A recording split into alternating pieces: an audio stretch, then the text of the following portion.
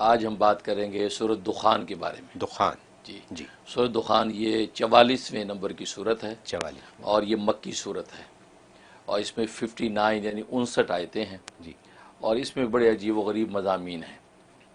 दुखान कहते हैं धुएँ को। जी ये वो क़यामत जब बर्पा होगी तो एक धुआं पूरे आसमान के ऊपर छा जाएगा जी और जिसका जिक्र जो है इसी सूरत के अंदर किया गया है। जी और ये सूरत दुखान में इंतकाम आज़म का जिक्र है। सबसे बड़ा इंतकाम ये लिया जाएगा उस दिन कि जिस दिन जो है वो धुआं ज़ाहिर होगा।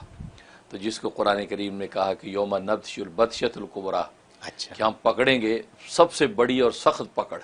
जी हाँ, और इन्ना मुंतकिमून, और हम इंतकाम लेने वाले हैं। तो गोया कि दुनिया में छोटे छोटे अल्लाह इंतकाम लेता है दुश्मनों से जी और अपने प्यारों और अपनी अम्बिया की दुश्मनों से लेता है, लेकिन फरमाया कि ये क़यामत का जब मंजर होगा उस वक्त जो इंतकाम लूँगा वो सबसे बड़ा इंतकाम होगा। इसलिए इसकी जो की रूह जी सूरत की वो इंतकाम आज़म का बयान है। अच्छा और इसमें इस हकीकत को बताया गया कि अल्लाह की मार्फत कैसे हासिल हो सकती है।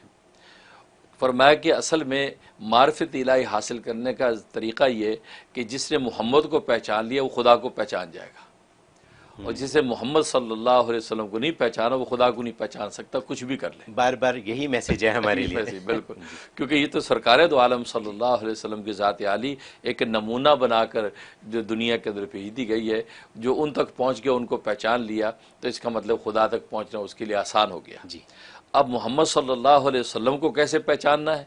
फरमाया कि वो कलाम इलाही जो अल्लाह तबारक व तआला ने उतारा है और इसी सूरत में उसको जो है रहमतम मिर रब्बिक, फरमाया कि ये तेरे रब की रहमत है, ये कुरान, ये कलाम इलाही। इस कलाम इलाही की हकीकत को जिसने देख लिया बस ये कलाम इलाही ज़रिया बन जाएगा आपको मोहम्मद तक पहुँचाने का। वो वहाँ तक पहुँचे और फिर अल्लाह तक फिर पहुँचे। वो अल्लाह तक पहुँच गया और इसको भी रहमत फरमाया और ख़ुद सरकार दो आलम सल्लल्लाहु अलैहि वसल्लम को भी रहमत फरमाया, रहमत लिल आलमीन। जी तो गोया कि सारे जहानों के लिए आपकी ज़ात रहमत है। तो ये जो रहमत है कलाम इलाही की, इसके अंदर जो हक़ाइक़ बयान हो रहे हैं उनको अगर तुम सीने से लगाओगे तो इस रहमतुल लिल आलमीन की ज़ात तक पहुँच जाओगे। जब वहाँ तुम पहुँचे तो उसके ज़रिए से खुदा का क़ुर्ब पा जाओगे। उसके अलावा मार्फ़ इलाही पाने की कोई सूरत नहीं है। और दुनिया में जिन लोगों ने इस बात की कदर की और इस कलाम इलाही के ज़रिए से सरकार दो आलम तक पहुँचे और वहाँ से वो अल्लाह का क़ुर्ब पा गए, वो तो खुश नसीब हैं।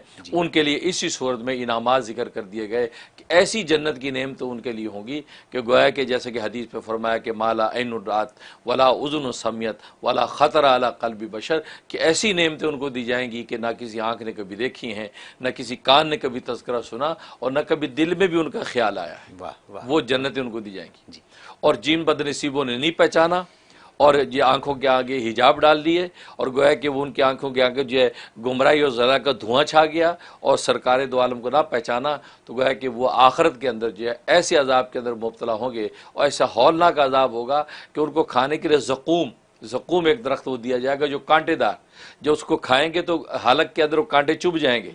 अब उसको नीचे उतारने के लिए पानी मांगेंगे तो उसको कुरान ने कहा इसी सूरत में कि उबलता हुआ पानी उनको दिया जाएगा। जब उबलता पानी पिएंगे वो उसको नीचे करने के लिए वो इतना गर्म होगा कि वो जरा उनकी अंतड़ियाँ काट कर नीचे के रास्ते से हड्डियाँ गिर जाएंगी और फिर उनके ऊपर वो गर्म पानी उंडेला जाएगा सर पे, और सर पे जब उंडेला जाएगा तो सर के अंदर दाखिल हो जाएगा, अंदर से दाखिल होकर नीचे के रास्ते से निकलेगा।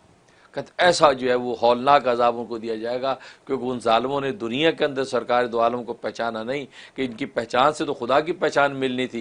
लिहाजा जब यह गफलत उन्हें बरती और सरकार दो आलम पर तान तशरीह किए और उनके मुकाबले के अंदर खड़े हुए हैं तो अल्लाह फिर वो इंतकाम आज़म जो आखिरत में लेगा कि उसकी कोई नज़ीर नहीं है। और अल्लाह ने ये बात पहले से वाज़े कर दी है, वाज़े कर दी, बिल्कुल, मतलब ये कोई सरप्राइज़ नहीं होगा, सरप्राइज़ नहीं होगा, वाज़े कर दी। बल्कि दुनिया में इसी सूरत में मिसाल भी दी कि फ़िरौन और मूसा की मिसाल देख लो कि वहाँ पर फ़िरौन के साथ क्या हाल हुआ कि उन्होंने इस पैगम्बर मूसा को पहचाना नहीं और पैगम्बर मूसा के मुकाबले में आके खड़ा हो गया और उनको देखकर उसने तो खुदा से मुकाबला कर लिया और आना रब्बुकुमुल आला कहा। तो दुनिया के अंदर उसको पानी में कैसा हमने गर्क किया कि बड़ी बड़ी दुनिया की ताकतें उसके सामने जो आजिज़ नजर आती थी। ये कुछ आसान कर दिया उसके लिए अल्लाह पाक ने, आसान कर दिया, बिल्कुल पानी में गर्क पानी में गर्क उसके साथ ये सब कुछ होना चाहिए, होना वो आगे होगा, आगे होगा बिल्कुल।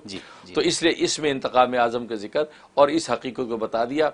और फिर एक अजीब बात इसमें बताई कि दुनिया जो है दुनिया ये अल्लाह तबारक व तआला को जो नाम है सुबूर यानी सब्र, तो सुबूर का मज़हर है ये दुनिया असल में यहाँ हर आदमी को सब्र और इंतज़ार से रहना है। ये कभी भी वो ये ना सोचे कि मैं जो चाहूँ मन चाहिए हर चीज़ हासिल कर लूँगा, नहीं, कुछ हासिल होगा, किसी का इंतज़ार होगा और इस इंतज़ार में दुनिया से गुजर जाएगा। कोई मिल गया तो शुक्र कर लेगा, कोई नहीं मिलेगा तो उस पर सब्र करेगा। तो ये दुनिया अल्लाह के इसमें इलाही सबूर की शान है। असल में यहाँ पर किसी को सब कुछ मिलता नहीं है, वो सब्र और तहम्मुल से दुनिया में गुजारेगा। कुछ मिला तो शुक्र कर लिया, बाकी पे सब्र करके ठहरा। तो इंतज़ार का नाम है। इसलिए इसी सूरत में अल्लाह ने हकीकत बताया, नबी से कहा फरतकीब, आप भी इंतजार में रहें, मुंतजिर रहें कि वो वक्त कब आएगा कि हम इनसे बहुत बड़ा इंतकाम लेंगे। आप भी परेशान ना हो, आप दावत हक देते रहें और दिल बुरा ना करें, आप मुंतजिर रहें। और फिर बुलंदियों और रिफ़तों को जब वक्त आएगा दुनिया में हम आपको वो वक्त भी दिखाएंगे और आखिरत के अंदर इनकी पकड़ का जो वक्त आएगा वो पकड़ भी करेंगे। इन्ना मुर्तकिबून, हम भी इंतजार में हैं, आप भी इंतजार में रहिए, क्योंकि दुनिया मेरी गोया के इंतजारगाह का मज़हर है। यहाँ पर सब चीज़ फ़ौरन नहीं मिलती।